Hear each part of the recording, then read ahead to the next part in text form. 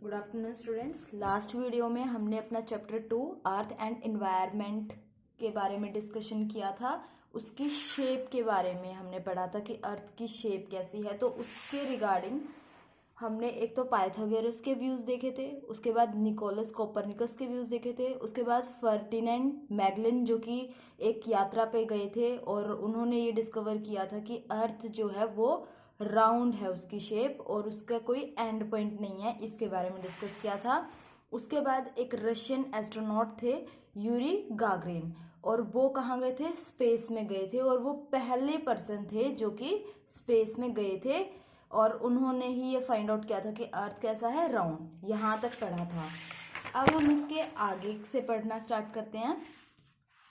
Later in 1969, American astronauts Neil Armstrong and Edwin Aldrin landed on the moon. तो letter का मतलब बाद में। कब?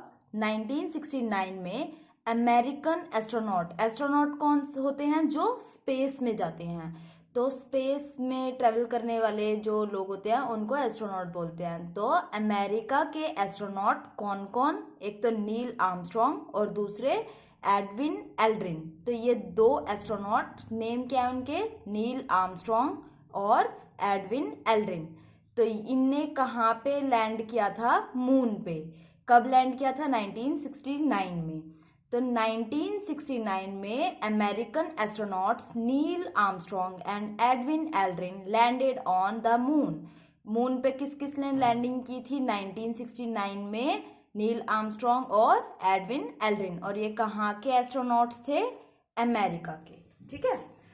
दे took many photographs of the earth from the moon. और उन्होंने वहां जाके क्या किया? अर्थ के बहुत सारे फोटोग्राफ्स क्लिक किए। कहाँ से? मून से। These photographs also prove that the earth is round in shape. These photographs, ये जो फोटोग्राफ्स थे, इन्होंने क्या प्रूव किया कि जो अर्थ है वो कैसा है?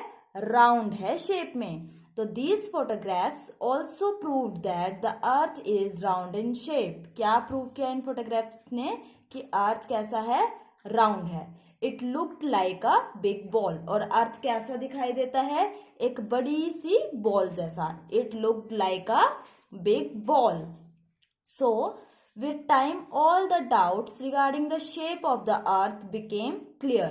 तो समय के साथ साथ, so with time, समय के साथ साथ all the doubts regarding the shape, जितने भी डाउट थे उस अर्थ की शेप को लेकर, regarding the shape of the earth became clear, यानी कि जितने भी डाउट्स थे अर्थ की शेप को लेकर वो सभी क्लियर हो गए। इसका क्या मतलब है? कि हमें ये पता चल गया कि अर्थ कैसा है?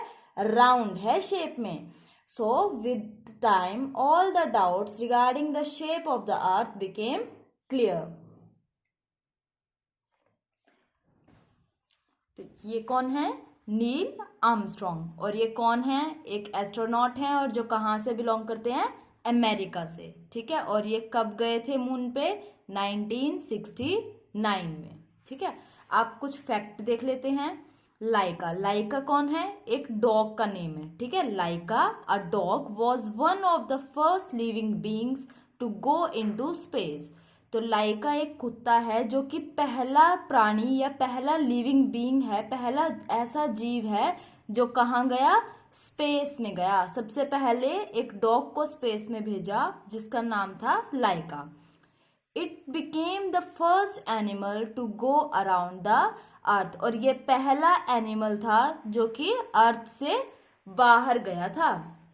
अब हम क्विक रिवीजन देख लेते हैं। पहले तो आप इसे खुद फील करेंगे, वीडियो को पॉज करके जितना हमने पढ़ा है उसके अकॉर्डिंग इसे खुद फील करेंगे। उसके बाद मैच करेंगे कि आपने ठीक फील किया है या नहीं किया। पहले चैप्टर की दोबारा रीडिंग लेंगे, उसके बाद वीडियो को पॉज करके इसको खुद फील करेंगे। जब फील कर लेंगे फिर मैच करेंगे कि आपने ठीक फील किया है या नहीं किया।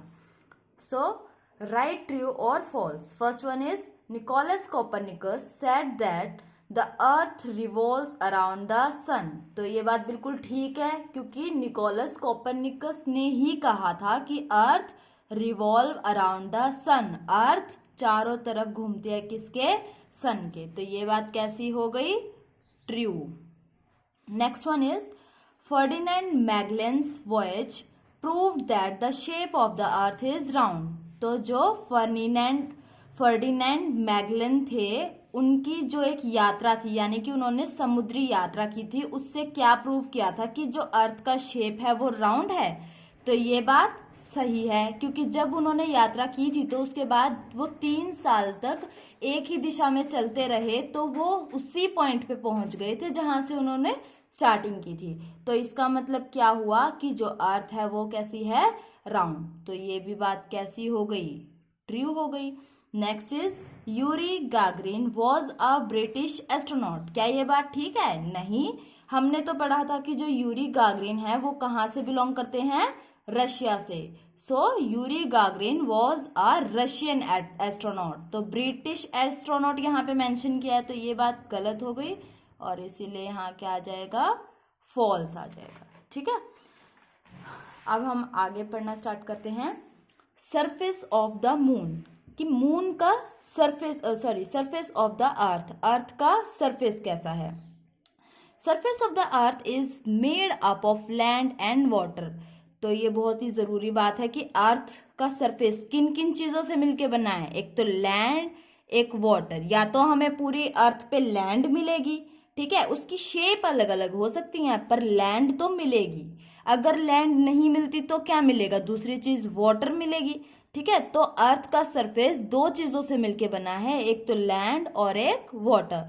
The surface of the earth is made up of land and water. Nearly 3/4 of this surface is covered with water and the rest of it is land. Nearly, लगभग 3/4 of this surface, इसका यानी कि अर्थ का लगभग 3/4 कैसे लिखेंगे, 3/4, यानी कि टोटल अगर 4 अर्थ है तो उसका 3 पार्ट तो क्या है, सिर्फ वाटर है, covered with water, and the rest of it is land. और बाकी जो बचा हुआ है, कितना बचा, 1/4 पार्ट बचेगा, और ये जो 1 पार्ट होगा ये क्या है, लैंड। तो हमें क्या पता लगा कि अर्थ पे वाटर कितना है, 3/4 है, और लैंड कितनी है, 1/4 है। Nearly 3/4 of this surface is covered with land. लगभग 3/4 सरफेस लैंड, अर्थ का वो क्या है, वाटर है, और जो बाकी बचा हुआ है वो क्या है, लैंड है। Our earth appears blue from the space because most part of the earth is covered with water and ice. हमारी जो अर्थ है वो ब्लू कलर की दिखाई देती है जब हम उसे स्पेस से देखते हैं। ऐसा क्यों होता है, क्योंकि अर्थ का ज्यादातर पार्ट क्या है, वाटर है। हमने अभी देखा भी कि 3/4 पार्ट तो सिर्फ वाटर है अर्थ का। तो दूर से जब हम उसे देखते हैं तो वो कैसा दिखाई देता है, ब्लू कलर का। तो our earth appears blue from the space, हमारी अर्थ ब्लू कलर की दिखाई देती है जब हम उसे स्पेस से देखते हैं, because most part of the earth is covered with water and ice. क्योंकि ज्यादातर जो पार्ट है अर्थ का वो घिरा हुआ है, कवर है, किससे, वाटर से और आइस से। या तो वाटर है, अब वाटर 3 फॉर्म में होता है, या तो सॉलिड, लिक्विड या गैस में। तो कुछ तो वाटर यानी कि लिक्विड फॉर्म में है, जो गैस फॉर्म में है वो हमें दिखाई नहीं देगा, और आइस यानी कि सॉलिड फॉर्म में। ठीक है, तो अर्थ किस चीज से कवर है, वाटर और आइस से। इसी की वजह से हमें ब्लू कलर की दिखाई देती है अर्थ जब हम उसे स्पेस से देखते हैं। That is why it is called blue planet. तो इसीलिए हम अर्थ को क्या कहते हैं, ब्लू प्लेनेट कहते हैं।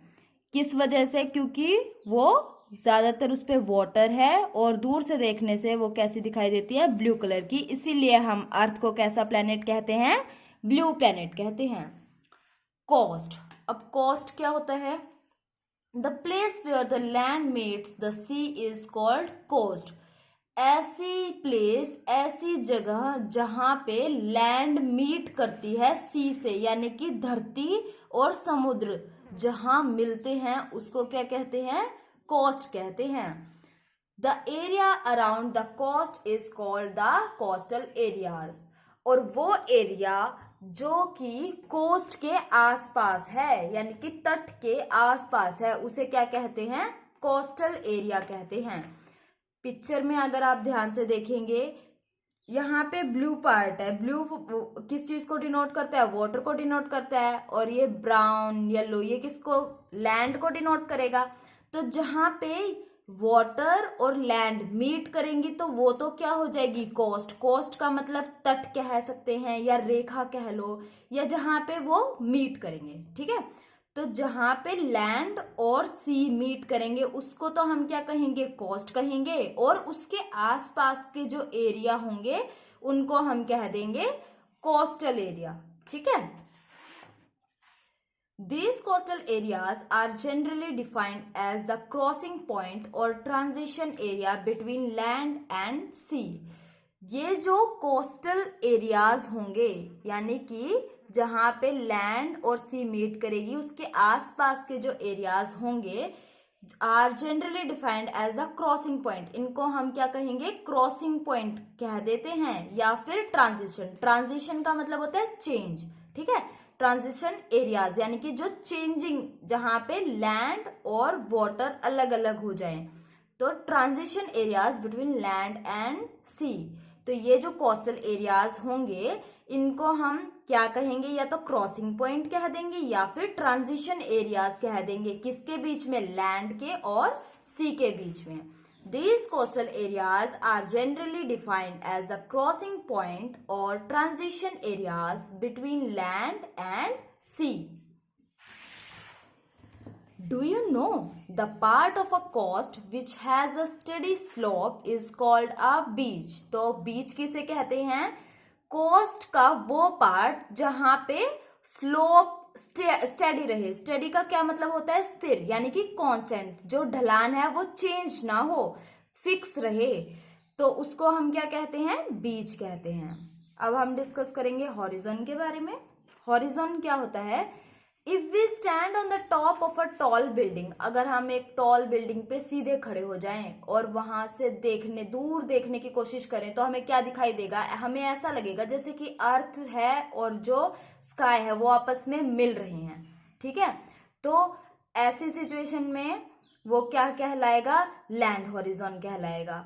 ठीक है, if we stand on the top of a tall building, अगर हम एक ऊंची सी बिल्डिंग पे खड़े हो जाएं एंड लुक फार अवे, और दूर देखने की कोशिश करें, वी विल सी दैट, हमें क्या देखने को मिलेगा? The earth and the sky seem to meet at a place, कि जो अर्थ और स्काई हैं वो ऐसे प्रतीत होंगे, ऐसे लगेंगे जैसे वो मिल रहे हैं किसी जगह पे। If we stand on the top of a tall building and look far away, we will see that the earth and the sky seem to meet at a place, कि वो किसी जगह पे मिल रहे हैं। This place is called horizon और land horizon। इस प्लेस को हम क्या कहेंगे? या तो हॉरिजन कह देंगे, और हॉरिजन भी कौन सा? लैंड हॉरिजन, क्योंकि स्काई किससे मीट करता दिखाई दे रहा है? लैंड से। जैसे कि आप इस पिक्चर में देखेंगे क्लाउड्स ऐसे दिख रहे हैं जैसे कि वो किसी पॉइंट पे लैंड के साथ मीट कर रहे हैं। अब आप अपनी छत पे खड़े होंगे और देखने की कोशिश करेंगे, क्या आपको ऐसा दिखाई देता है? और अपने पेरेंट्स के साथ डिस्कस करेंगे और ये भी बताएंगे कि वो क्या कहलाता है। यानी कि आप बताओ क्या कहलाएगा वो? Land horizon. क्या करना है आपको? अपनी छत पे खड़े होकर ये देखना है कि क्या कहीं पे स्काई और लैंड या फिर बिल्डिंग जो भी हो वो कहीं पे मीट करने की कोशिश कर रही हैं, ये देखना है। Actually the earth and the sky never meet, वास्तव में जो अर्थ है और जो स्काई है वो कभी नहीं मिलते, वो कहीं भी नहीं मिलते। They just seem to meet at one point, they just seem, वो सिर्फ लगते हैं कि वो मिल रहे हैं किसी पॉइंट पे, वो ऐसे दिखाई देते हैं जैसे वो कहीं पे मिल रहे हैं। They just seem to meet at one point. When we go near the horizon, जब हम हॉरिजन के पास जाते हैं, it seems to move further away, वो कैसा लगता है? जैसे कि वो और भी दूर चले गया। यानी कि अभी हम एक पॉइंट पे खड़े हैं, वहां से देखेंगे तो हमें एक जगह ऐसी दिखाई देगी जहां पे ऐसा लगेगा कि लैंड और स्काई मीट कर रहे हैं, पर जब हम उस पॉइंट पे पहुंच जाएंगे तो हमें वो पॉइंट और भी आगे दिखाई देगा। यानी कि ऐसा कोई पॉइंट नहीं है जहां पे लैंड और स्काई मीट करें, वो सिर्फ हमें दिखाई देता है। ठीक है, और वो पॉइंट क्या कहलाएगा? लैंड हॉरिजन, जहां पे हमें ऐसा लगे कि लैंड और स्काई मीट कर रहे हैं। Next is water horizon. अब वाटर हॉरिजन में क्या है, if we stand at the sea shore, अगर हम समुद्र के किनारे, सी शोर होता है समुद्र के किनारे, अगर हम समुद्र के किनारे खड़े हो जाएं and look at the sea, और समुद्र को देखने की कोशिश करें, it will seem that the sky is meeting the sea at a distance, तो हमें कैसा लगेगा, जैसे कि स्काई मिल रहा है समुद्र से किसी एक डिस्टेंस पे, यानी कि थोड़ी दूर कहीं पे स्काई और सी मिल रही है। If we stand at the sea shore and look at the sea, अगर हम समुद्र के किनारे खड़े होकर समुद्र को देखेंगे तो it will seem that the sky is meeting the sea at a distance, तो ऐसा लगेगा कि स्काई और सी मीट कर रहे हैं किसी पॉइंट पे। The place where the sky and the sea water seem to meet is called water horizon. तो वो प्लेस जहाँ पे स्काई और सी वाटर ऐसे लगे कि वो मिल रहे हैं, उसको क्या कहेंगे, वाटर हॉरिजॉन कहेंगे। क्या कहेंगे, water horizon. The place where the sky and the sea water seem to meet is called water horizon. Sky और सी वाटर के मिलने की जगह जहां पे ऐसा लगे कि वो मिल रहे हैं, उसको हम क्या कहेंगे, वाटर हॉरिजॉन कहेंगे। Just like land never meets the sky, जैसे कि कभी भी लैंड स्काई से नहीं मिलती, उसी तरीके से water too never meets the sky, उसी तरीके से वाटर भी कभी स्काई से नहीं मिलता। Just like land never meets the sky, water too never meets the sky. Water भी कभी sky से नहीं मिलता। ठीक है, तो अभी के लिए हम इतना ही पढ़ेंगे, आगे का टॉपिक नेक्स्ट वीडियो में पढ़ेंगे। तब तक के लिए आप इसी को बार बार रिवाइज करेंगे। Thank you.